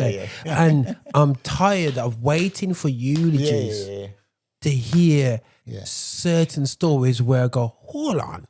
You know what I'm saying? That person, when you look at these sisters in church and you're thinking they raise up their children and they're passionate for the church. But you have to realize they came over here, were betrothed to the guy, got married, didn't work out and then became single in the 60s and the 70s and raised up and that happened. And you're thinking, what? They go through that. You know what I'm saying? Very hard. And the thing is, and you want to be able to give them a hug and a kiss, but you can't now. You know what I'm saying? Yeah. Strong people. Yeah. And you hear eulogies and you're going, oh my Lord. And that's why I try to get their stories as well, those who will tell it, because it's education. Yes. Yeah. I interviewed my mate's mom, who's 103 now, right? She lived down the road. And she said to me, I left Jamaica and came over here. I didn't want to leave because I had 2 children. One was 3 years old and the other one was 9 months and 12 days. And she emphasized the 12 days. Now, as a mother, straight away, leaving kids as young as that's going to affect you mentally, right? Yes. And she came here and she was in a room with 6 other people, 2 married couples and 2 people who weren't married in this one room. And she said she cried every day because she thought, why have I left my country to come to this? Because her daddy said to her, if you don't go and join your husband, you're going to lose him. She didn't want to lose her husband. She said, what about my kids? He said, I will look after the children for you. So she did. She came across, cried all the way across. She told me on the aircraft, they couldn't console her, met her husband, cried every day. They got a room together, ultimately. He went to work. She was still in the room, 4 square wall, cried every day. She says, you know what I did? I said, No. She says, I went down the street and the first person I saw with a baby, I said, can I hold your baby? Oh my And there were day. very few black women. So, they're talking about white women, baby. And I said, well, what did they say? She says, oh, yes, they let me hold the baby. And I said, but how do you feel? How did you feel? He said, I felt as if I was owning my own child. Right? And eventually when she got up with her own children, there was no connection because he didn't know her as mother. Because that was like 9-10 years later. But we spoke in the past about this and on our conversations, and I think this is the perfect topic matter to complete this conversation today. Is we never got to grip with, I'll call it the born here, born back home generation. You know what I'm saying? Difficult. And the reason why I'm frustrated about this, guys, because I'm the children of the born in the West Indies, and but with siblings born here. All right. And I'm in church, and I see the ones that are born in Jamaica, born over here, and it's not to say there's no better, no worse, but my dad got left in Jamaica when he was two. I think it's two, 3. My auntie was the oldest one there. She was about 8 at the time, or 9.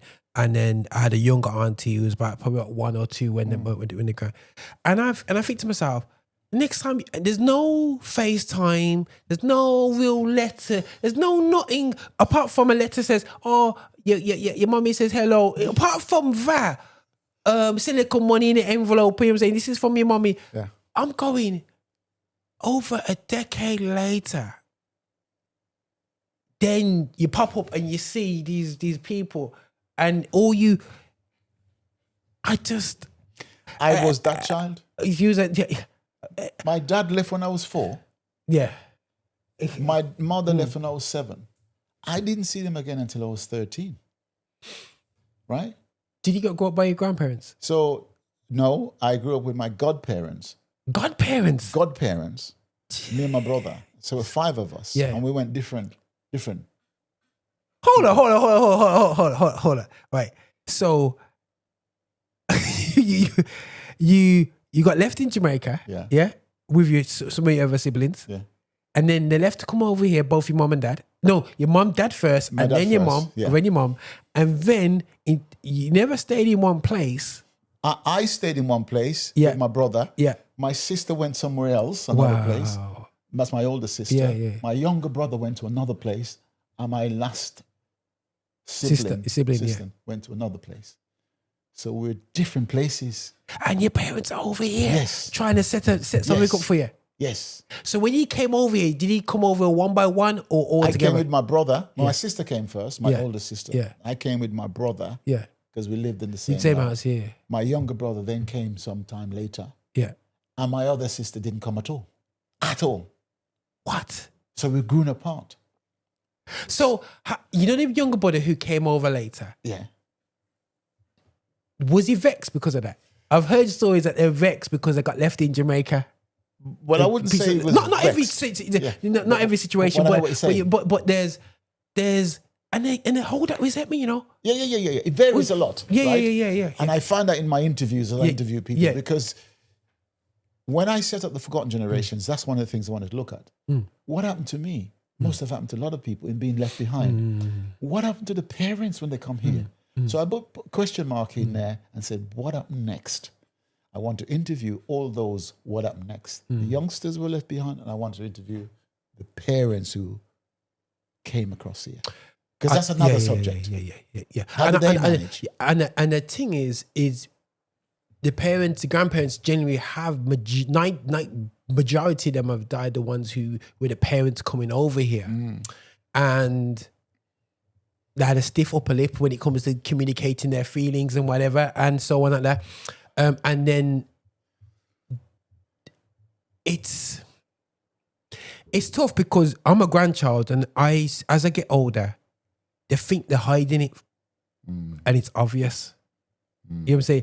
The eldest born here is the oldest, because you find out that they get treated. You find out later on that even though you got older siblings abroad, it's no beef thing. It's just that they grew up the whole life is being with their parents, but then you got these other siblings that come over.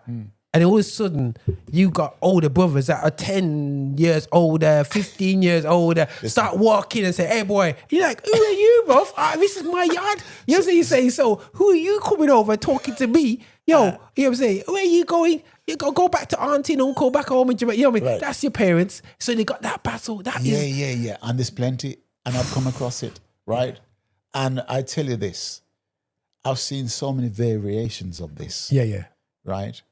And I'm sat with this lady once, and she started telling me, all because she heard what I said that I do. And she said, you know what? I was at home one day with my younger brother, and 2 children turned up on the doorstep with a grip. I was like, who are you? Yeah. And nobody told her and her brother that they had 2 other siblings. Wow. That were left behind in the Caribbean. You know, it's funny. You talking it like that, yeah. It's like people preparing, you know, when you have an age gap in your children and you have to prepare the child that's been alone for about 8 years, 9 years. We've talked about, you know, for an experience of being 10 years older than her siblings, that the parents, she always encourages parents now when they have a big gap to really introduce a child in a certain way. Yo, there were no introductions. I say, hey, this is a big brother, this is a big sister. And there's no prep. That they didn't even know about. That's the thing. Like, who are you? Nobody told them they were even coming. That's weird, you know, to have a bigger sibling and they don't know about. Right.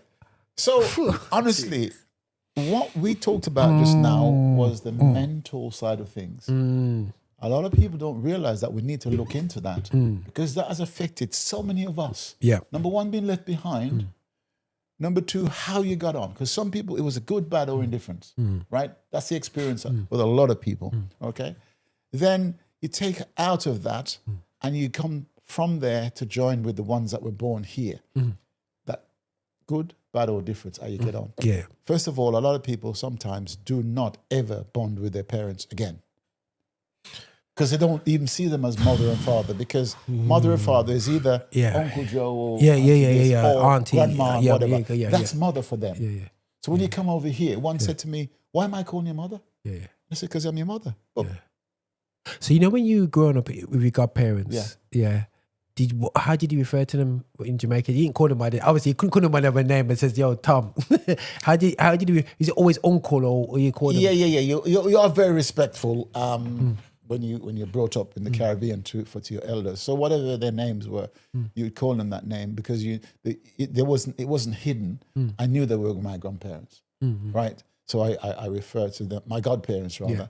So I refer to them as what their name was. But you know when you joined the army and they were like Royal Air Force, Royal Air Force. Forgive me, sir. Forgive me. When you joined the Royal Air Force, did you send money back home to them? Did you have any sort of like, yo, them are real, you know what I'm saying? Was there like that sort of... Yeah, so I had no ties personally to send money home, but... Of course. It was what happened to me because I had my parents here. So they would send me things. Whether you got it or not is another story because, I lived in a very, very good home with 5 boys and 3 girls. And my godparents treated us as equals. Their own. Yeah. And us as, there was no difference. It doesn't happen in every family.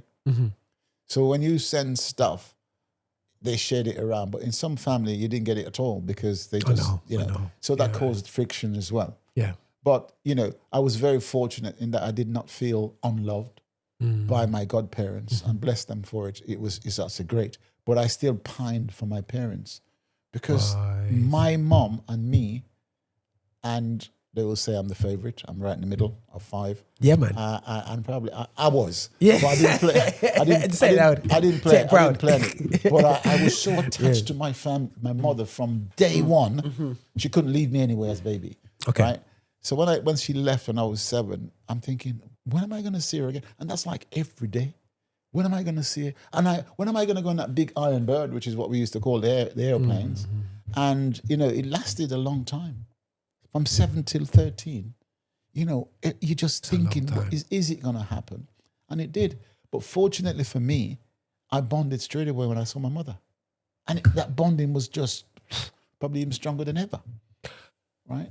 And and that's a blessing, because I know I talk to, whether it's family or people at the funerals when it really comes out, where they're almost like saying to me, I was never wanted. That's why they left me back home. I've had so many of those interviews. Yeah. I'm telling you. And because we couldn't have conversations with, just culturally, you don't have certain conversations. You had the upper lip. Cultures, not only just Caribbean culture, but that generation that was born in the early 90s, you didn't really have these certain personal conversations with the mess up. What also happened, which I didn't realize happened, was people were born here and then sent back home to grow. Right.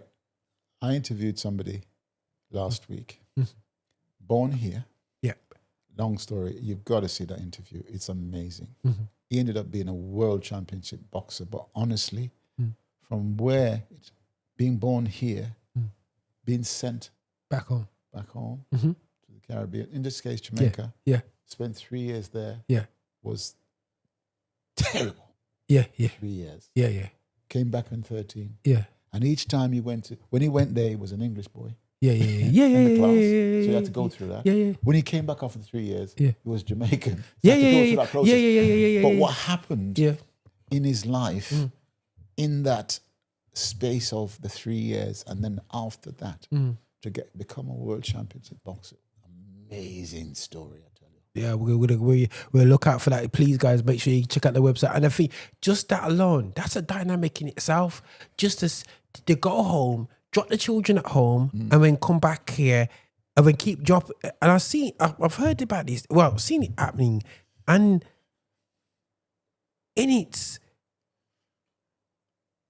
we're looking at this from the Windrush, the breaking of the Windrush, because how we got up here, and we have to internally as a community, leaning on people like yourself, who's helping us heal. Because there's an element of healing that hasn't happened. No. We thought that just allow people to go to the grave. Now, what parents that are in your age group has thought, we'll bury our parents in anger, and that's it, it's over. It's not over, because me, a child, has watched your resentment over the years, and watched your bad behavior. You know what I'm saying? Not bad behavior, your behavior, your resentful behavior because of the issues. And then that affects the way you nurture me. Absolutely. And then it affects the way that I nurture. It's a chain. It's a chain. All and the you've way down, got to break the way to break the chain is not just hoping death will mean a new chapter. It's to actively go through the process of his conversation. I don't know if I'm going too deep in it. I tell you how I see it as well, is that a lot of people are just looking at the what happened with these youngsters. Let's say black youngsters. Bad, this, that. Not looking at why is that, right? Because if they look at some of the youngsters and realize their background, where they're coming from, it's created a certain mental state that's not been treated at all, not been addressed. So all they're doing is saying, right, you're a bad boy, lock you up. Or you put you in a mental institution. Without saying, why is that person like that? Look at what happened, have a trail, and then look at how many people that's happened to and address the situation there, right? That's very important. If you are, let me give you an example. We're talking about the services here in this conversation as well. And if you're watching and you're not from the Caribbean community and you're English and so on, I'll give you an example. In World War II, there was the London Blitz, and children had to get sent around the country to keep safe. There is good and bad stories about them experiences. And ultimately, that is very, I'm not saying similar it is similar in terms of the trauma of Yes. going away from your parents. Yes. And going back to something different, how you get treated. Some people got to good places, and some people went to bad places where they were abused. And unfortunately, that is a very similar experience that the children that got left behind to code this new experience got here. So whether that's, you may think, boy, Roger, that's a bit traumatic, but No, it's facts. They're facts. Yeah. The facts of life. Yeah. And you're talking about what happened to the human being, no matter what heritage or color you are. Your experience of growing up is either going to be good, bad, or indifferent. Yeah. And if it's a bad experience and it's not looked at or get treated, you carry that on. Yeah. And almost inevitably, you pass it on. Yeah. So you have a society dealing with such a thing. And then we're trying to sort of put a plaster on it rather than dealing with it. And then you find out a lot of these people with plasters are in mental institution because you haven't dealt with it. You know, that's where it's at. It's one of the ones, guys, where it's something which we could delve in, and just having the conversation here, guys. Do keep an eye on our website, because you can tell it's our passion. And guys, believe it or not, Donald hasn't been around me all my life. He's only just met this guy a literally a year ago, and it's amazing how talking to Donald is like, there's not many, and I will say big people for me, that talks. Well, I love talking to him, it's they keep it 100, and it's not a yay or nail, just don't worry about it, it's the past. It's about, okay, we've got to operate on this. Yeah, there's going to be a scar, your arm will work again, but we can't up. And I felt like, and this is not no shirking down in the community that's been around me, whether it's church or football or Africa, whatever community around me. Just keep moving. Isn't always the way forward? You know what I'm saying? Stop, take stock, analyze, go through the uncomfortable truths. But I would have to say to your parents, who effectively were born in the 40s, the 50s, and the 60s, I have to have a real talk to you that us as your children saw every piece of your trauma. Them little conversations, the battles between your uncles and the aunties, we saw it. You know what I'm saying? The little biasness is going on. Oh, they're born here, they're not born here. You know what I'm saying? The attitudes of the born here over the ones that came over. You know what I'm saying? The entitlement of being the elder. You know what I'm saying? This is not about my personal family. This is because I'm blessed that I get on myself. I get on cool with all my aunties and uncles. Yeah, I'm cool with all of them. But not everybody else is in a blessed situation. Some people says, I ain't seen my uncle for years, decades. You know what I'm saying? And and you just don't see them. There's issues. And the issues as well in siblings. There's a lot of siblings who just don't get on. And whether you're born here or born in the Caribbean or whatever, but even if you're born here, their siblings will get on because within that, they don't necessarily have a conversation that they can sit down and express themselves individually and listen to each other because we're all individuals.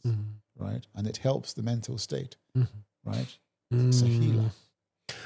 Man, Donald, man, listen, guys, we chopped this up like chop suey today, I mean? We chopped, man. I'm like this going, boy, I may have to go for a walk and a cup of coffee, And, ironically, people, it sounds like a joke, but you have to have coping mechanisms within your lifestyle to help you cope. So I'm saying this is the way. You find your way, you go for a walk, you absorb the vitamin D. You know what I'm saying? Because as black people, we need vitamin D. Yes. And I'm hearing too often of our people feeling depressed and they're giving us vitamin D tablets. And now you're wearing full-length clothing and staying in your house. Get outside, absorb the vitamin D, improve your mental health. Donald's laughing, because saying true, It's a fact. You know what I'm saying? It's a fact. You know what I'm saying? Get out there, guys. Like I go gym, do look at my exercises. I'm meticulous with this. I go my little football on the weekend. I go twice a week. Everybody thinks I go every day. I don't go every day. I do my little thing. Stay active, keep my mind sharp, be around good people. You know what I'm saying? Make sure you have a space to get off your chest. if you don't have a brother, a sister, I have a big brother and a big sister that, you know, that nobody really, I don't identify in public, not even to my close family, that I can just get on the phone and just be able to go, get this out. You know what I'm saying too, yeah? And you know what I mean? And it's really important. And going forward doesn't mean you ignore the past. A great Jewish leader from the World War II, he was fighting, he was hiding in, I believe, in Latvia, in one of them Baltic states. He was hiding in the Jewish community there, and he was one of the key guys who would hide them in the forest away from the German soldiers that was trying to. And he said afterwards, they interviewed him, and he says, always, people have heard me say this before, do not forget the past. Don't put your head facing two eyes on the past. Always keep one eye on the past and one eye on the future. Don't ever forget your past. 100%. You say, but don't lose sight of what's in front of you. You know what I'm saying? So we're both are documenting, but we're not losing sight of what's in front of us. But we're making sure that the people who come after us knows what's happened now and what's happened in the past. Absolutely. Documenting is important. Yeah. And I got to say that, talking about the past and the now and the future, we, you know, I do say it again, and I don't mind. I've interviewed so many people that are so instrumental in what we do as historians, and one of them was the only person that I know traveled to the Caribbean on the Windrush ship. People don't talk about the Windrush ship going out to the Caribbean. You hear this massive story about Windrush story, and it is massive, right? And I was in Parliament the other day and talking, and I said to them, I cannot get my head around people coming here legally, working 40, 50, 60 years and become illegal. And I left it there. I can't get my head around that, right? But this guy is the only one that I met. He was a World War II veteran. And when I interviewed him, he said, yes, man, I traveled from here to Jamaica on the Windrush ship. And I said, what? Nobody talks about the ship going that way. And there were veterans on it, right? And I listened to this story and I investigated into it. And yes, it did, right? And it went from here, and it told me it went into Trinidad, and it dropped some people off there, and then it went out to Jamaica. And when they got there, I said, where are you going with all these people to the different islands? And we have no work for them. Bright people coming from World War II. No work. So that's one of the things that instigated the whole thing of the Windrush journey back. Coming back here. Most of them were veterans. Coming back here. Right? So interviewing somebody like that, who unfortunately just died age 102, he was fantastic sitting there, taking him out, sitting in a restaurant, having a meal, and him educating me about life. And he's the only person that's put it right in saying, yes, that ship went out there because I was on it. Yeah. So when we when we talk about the past, I talk about the future. And I have since investigated where the Windrush ship name came from. It's a river down in the Cotswold. Okay. The Windrush village, you got a river that leads out in the Thames. And that's where the Empire Windrush ship name came from, right? All of that sort of thing. You know what's it's funny. I mentioned it. We just did an ancestry. I did it with one of my youngsters, Taylor. We did an interview. We did a DNA scenario, and I found out for you. I was able to get my mom's boarding pass for coming over here when she was 2 with my nan. And it had her name and my nan's name on it. Yeah, and my nan. So I was like, wow, that's crazy. Did they fly? Did they come on a ship or what? Ship. Okay. Now, from St. Kitts. Now, this is what's crazy. Yeah. Who who goes on a ship from St. Kitts to end up landing in Southampton the 2nd of January? That's torture. And my nan, you know what I'm saying? You're coming from sunny St. Kitts. Yeah. Soft shore. Like, you never seen it. Listen, I've seen waves in St. Kitts. It's not like Atlantic waves. You're traveling on the winter sea Nobody didn't give you no prep. And you end up 2nd of January with your baby in your hand in Southampton, having to go to Wednesbury, you know what I'm saying, to meet your what on earth torture was that for my nan when she came over here? And I'm thinking, what? And my nan, I spoke to my auntie Valerie about this. My nan's not with us now. And my auntie Valerie said, oh, Auntie Nelly always said that the journey was terrible. Of course it was terrible. It's January. Honestly, those stories are numerous, right? I was fortunate I flew across and it likes 9 hours and, in my shorts. Yeah. And my short sleeve shirt. Yeah, man, well, come off. 25th of February. Oh. 9:65, 1:30. Not that I remember. Yeah. But it's an indelible time. Yeah. -10. And I see snow for the first time and I said, Mama, what that? And she says snow. I said, where's snow? Where's snow come from? Because it wasn't snowing. Yeah. Right? I just went outside. It was everywhere. It was white. And I said, well where's all that come from? And he said, out the sky. I said, nah, only rain come from out the sky. Because I've never, and I'm 13. Wow. I never saw a white person until I was 12. And when I first saw a white person, I'm thinking, what is that I'm looking at? Right? I don't pay this. So I get it. As I was traveling throughout the world and people see you as a black person for the first time, I get it. Because when I understand it, right? Of course. That's a good point. That's a good point. Yeah. It's only when people treat it with scorn that's a difference. Yeah, definitely, right? Yeah. But arriving in this country, in Heathrow Airport, and I'm going outside and I see all this white thing.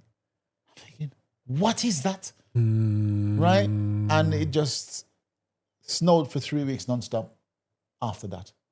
And I looked day and night out the window and I said to myself, wow. And because I'm musical in my head, I'm seeing the snowflakes coming down. And the snowflake will vary in size depending on time of the day, whether it's cold and the bigger flakes or the smaller flakes.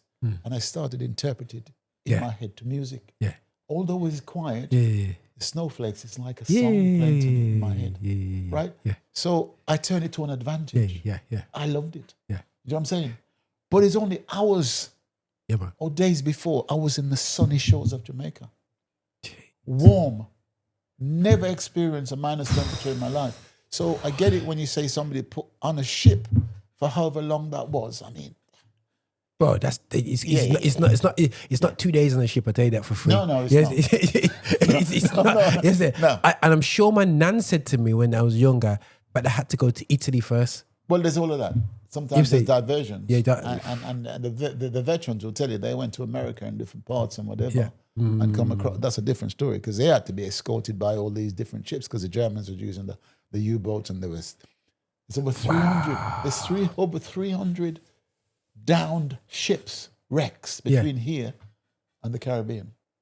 I know that because I have a friend who's researching it. Yeah. The amount of ships that were downed by the U-boats. And you know what? I watched that the Wolf Pack, the quarter minute. Yeah, the Wolf Pack, the German Wolf Pack, the submarines that they use. Right. Yeah. So I watched too much of them documentaries, but I'm like, God, no way, I could never live under the sea like that. But anyway, but the thing is, there was a nervous time, World War II, and the Commonwealth, whether it's Caribbean, Asian communities, African community came and I think this, what we're both doing in terms of, especially for our Afro-Caribbean community, because of our history with poor documentations, we've been deprogrammed as a community because of slavery, not to document our history. Yeah. Nobody else that has happened to, apart from ourselves, because that's the only way they could enslave us and do this and do what they did to us. So it's not our practice to document. You know what I mean? 100%. So what we do, we might hear, Donald, both of ourselves, it's the untold work. But if you look at biblical times, we are all genuinely biblical people. Yeah. If they didn't document, we wouldn't have the Bible. So if there wasn't the Levites that were documenting what was going on, you know what I'm saying, the scribes, you know what I mean? We big up that thing, but when it comes to our community, we don't see it as important. No. We need to document because the documents from different communities back biblical moves. If I want to go to church, I go churching people. The Syrian army talks about they're losing the army going to do and never come back. It backs up what was in it because it's historical facts. Yeah. And it gives you foundation to stand on. So for me, just to say before we finish, Okay, gosh, man. I want to say one of the main reasons I set up the Forgotten Generation is just change our ethos. Is to change the educational narratives in schools nationally, in the sense that we have Black History Month. I mean, really, we're black every day.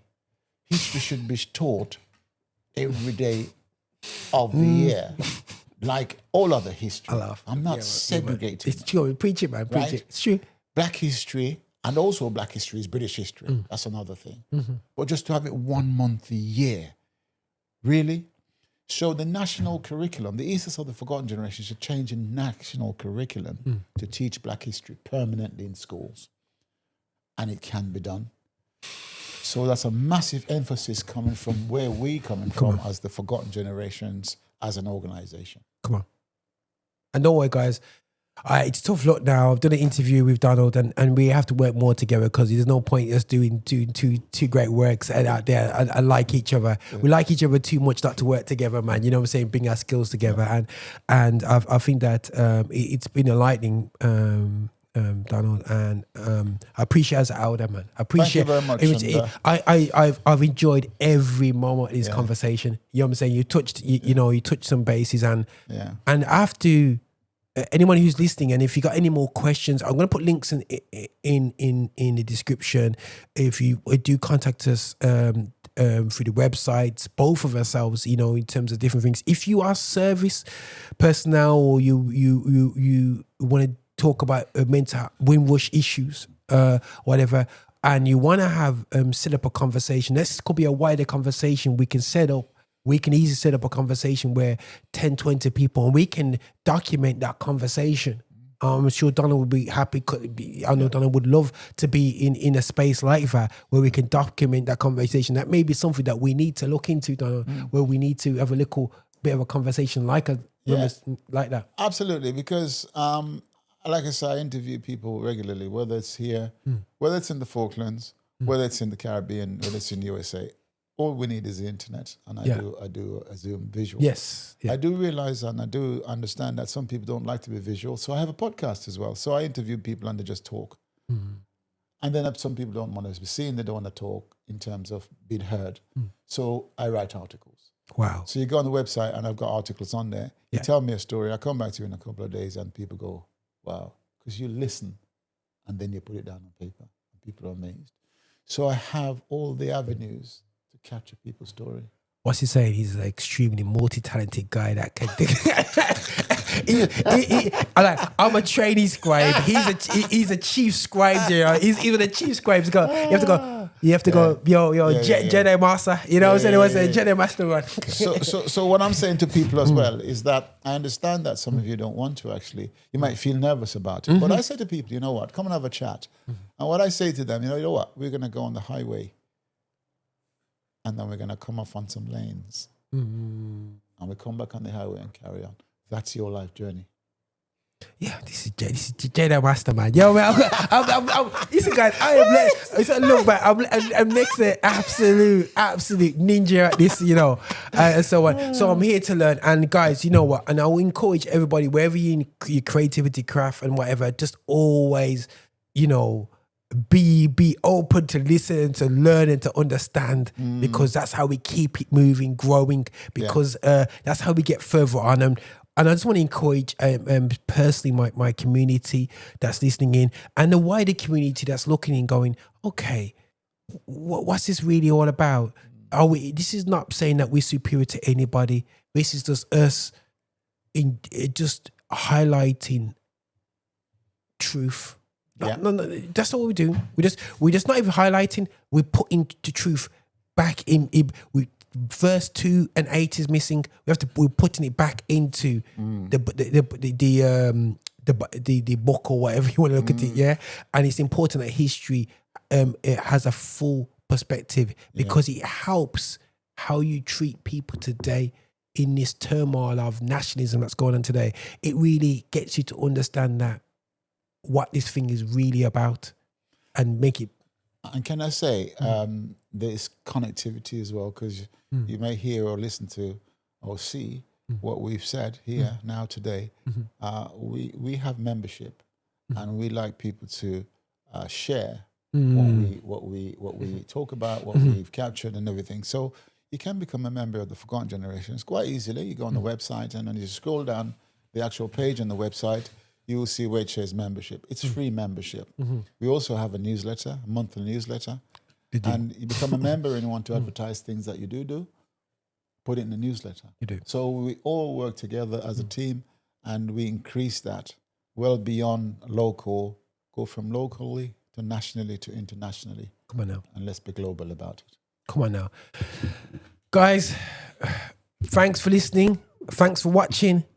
I just thank God I was here, man. Just be next to Donald himself, man. Listen, I appreciate you so much, sir. Thank you very much for the opportunity, and blessings, sir. All right, guys, let me just show off this book.